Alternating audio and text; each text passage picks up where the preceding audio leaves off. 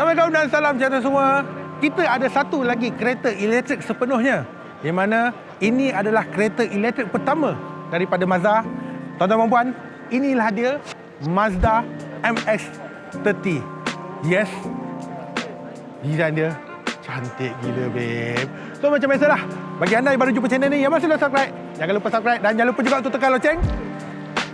Jomlah.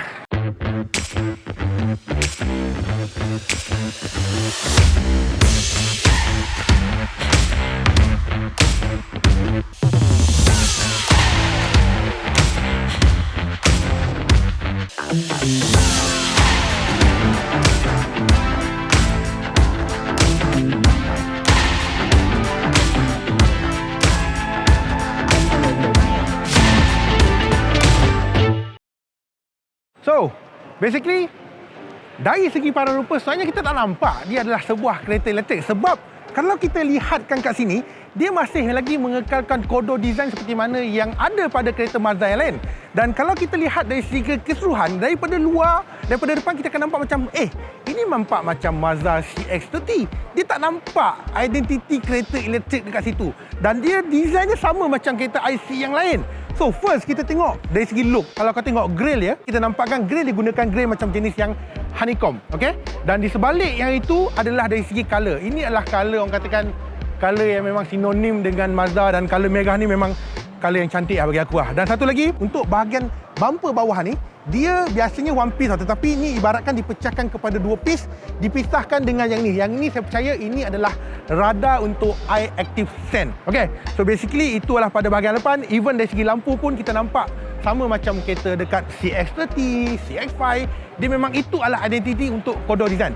Dan basically untuk kalau kita pergi ke bahagian sisi, kita tengok tayar pun, rim pun tak nampak macam kereta elektrik. Sebaliknya macam kereta petrol biasa.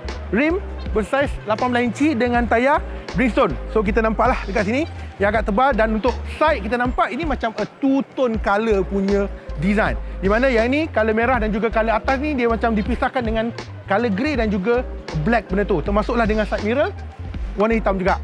Dan untuk bahagian tepi, sebenarnya dia diinspirasikan daripada Mazda RX-8. So pintu dia buka begini.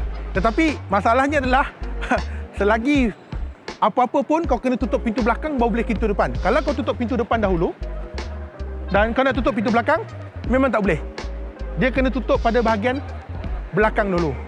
It's a unique, tapi some orang katakan tak praktikal, tapi bagi aku inilah keunikan yang ada dekat Mazda MX-30. So, kita nampak kat sini, dan untuk C pillar dia macam ada warna orang katakan chrome color, dan of course untuk menyaksikan bahawa yang ini adalah kereta elektrik. Kat sini kita nampak Mazda dan juga tepi ni dia ada tulis elektrik juga. Okey?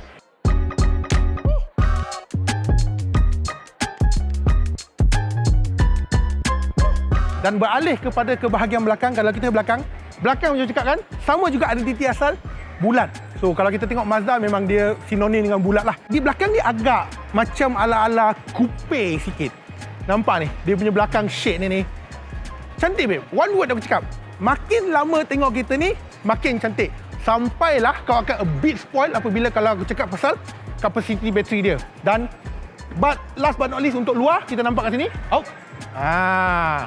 So boot yang ini saiz dia adalah 332 liter. Tetapi kalau second row kita turunkan sepenuhnya, dia boleh capai sehingga 1137 liter. Sekejap saya cek betul tak betul. Betul. So, besar kan? Tak cukup, turun je row nombor 2. Okey. Dan yang terakhir, dari segi charge kat mana? Charging port dia ada kat bahagian sini. Besar gila babe. So, yang ini adalah charging port untuk Type 2, di mana dia support untuk AC charging dan juga DC. AC slow charging, DC adalah fast charging. Tapi sekarang ni tempat charging dah banyak gila, tak payah risau.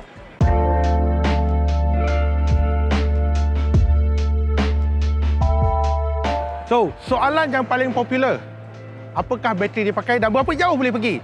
So basically untuk bahagian depan dia buka, yang kata, mana enjin? Yes, of course, kereta elektrik memang tak ada enjin. So untuk yang ni dia didatangkan dengan kapasiti 35.5 kW bateri dengan digunakan 355 watt lithium ion battery yang diletakkan pada bahagian bawah. So kiranya dekat bahagian pemijat kaki kita lah. Dan untuk yang ni dia menawarkan 143 horsepower dan juga 271 Nm torque, di mana 0 to 100 9.7 saat. Dan menjawab pada soalan, untuk full charge berapa jauh dia boleh pergi? Untuk full charge dia cuma boleh pergi 199 km saja. Kita tanya pada Mazda, macam mana dia nak convince orang beli kereta ini cuma boleh gerak 199 km? Dia katakan, well, kita tak perlu nak convincekan orang, tapi sebaliknya untuk Mazda dia ada fan tersendiri, dia ada peminat tersendiri untuk kereta EV ni. So yang penting dia kata driving dia adalah lebih kurang sama macam kereta ICE biasa.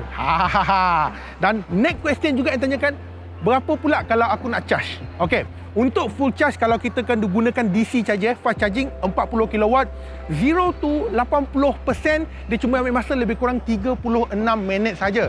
Tetapi kalau kau gunakan wallbox yang lebih kurang 6.6 kW punya wallbox, dia akan ambil masa full charge lebih kurang dalam 5 jam. Manakala kalau kau gunakan normal charging 3 kW yang 3 plug point tu, dia akan ambil masa lebih kurang 12 jam.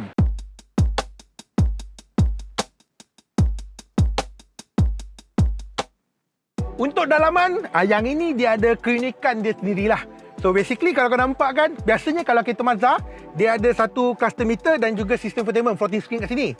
Sebaliknya untuk yang ini, dia ada satu lagi floating screen dekat bahagian sini, di mana yang ini adalah untuk cover aircon. So adjustment pasal aircon semua tertumpu pada sini. Tetapi untuk sistem infotainment, yang ini gunakan 8.8 inci sistem infotainment dengan cluster meter 7 inci. Bagi saya ini adalah lebih kurang yang kita boleh lihat dekat kereta Mazda yang lain. Tetapi yang ini memandangkan yang ini digunakan single motor, single speed, gear dia cuma macam biasalah R&D, P dan sebagainya. Dan untuk dia punya sistem infotainment dekat sini, yang ini adalah plus minus yang kita boleh lihat dekat kereta Mazda sedia ada lah. So untuk yang ini, selain daripada tu, kita boleh lihat kat sini seat combination antara, saya tak tahu ini jenis apa, tetapi kita nampak leather dan juga a bit fabric. Tapi maafkan silap kalau saya silap pasal saya sebut yang pasal material ni. One more interesting adalah dari segi bahagian tengah ni. Yang ini Mazda kata dia diperbuat daripada barangan buangan plastik yang dikita semula untuk menghasilkan bahan-bahan yang ini. It look a bit unik lah, nampak ni. Tempat tutup air.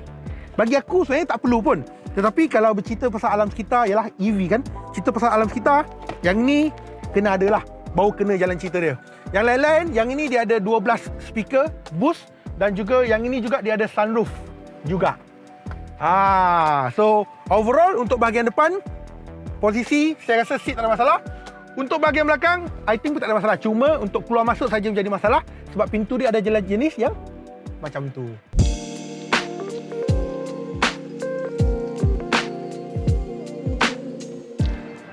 Dan persoalan yang paling penting adalah berapa pula harga untuk Mazda MX-30 yang ni. So, dengan kapasiti 35.5 kW, full charge boleh pergi 199 km saja.